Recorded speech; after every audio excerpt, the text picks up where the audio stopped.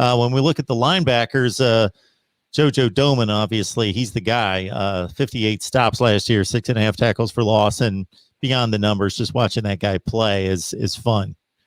Yeah, and if there's an inspirational leader, he's definitely it. He was one of those other guys that everybody was just hoping that he was going to come back, and he did. And him and Ben Stilley are going to be those two vocal guys that everybody's going to hear from.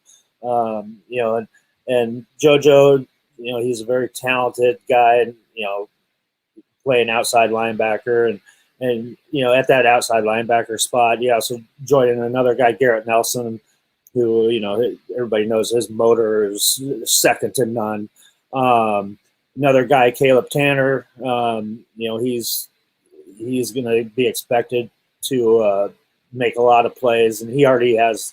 He's looked good. He's played a lot of football already.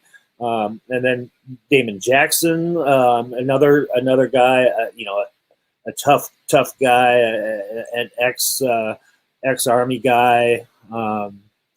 He looked like he was fitting into the linebacker spot after he moved over from the D line.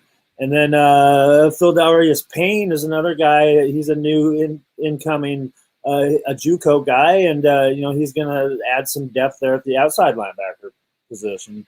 And then inside linebacker, you lost Colin Miller, like I mentioned earlier, but you got Will Honus back, you got Luke Reimer back, you got Nick Henrich back, all guys that are expected to really be excellent linebackers here at Nebraska. Will Honus, being that veteran, and the two younger guys.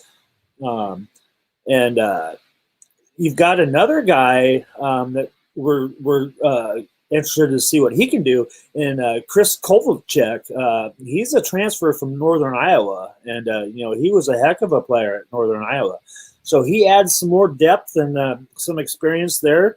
And there's a wild card out there, Javen Wright, who was a safety who kind of moved over to linebacker last year. He's a Nebraska legacy.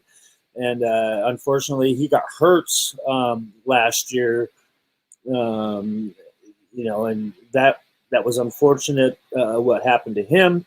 But he's expected. The coaches love him, and he's going to be a factor here moving forward the next 3 years at Nebraska. So you got a lot of good-looking linebackers, and a lot of things to look forward to out of that group of guys.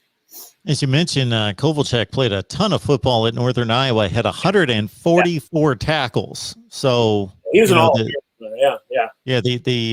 difference in competition is going to be something to deal with. But obviously at Northern Iowa, you play a couple big time opponents every year, so it's not going to be anything he's not seen before.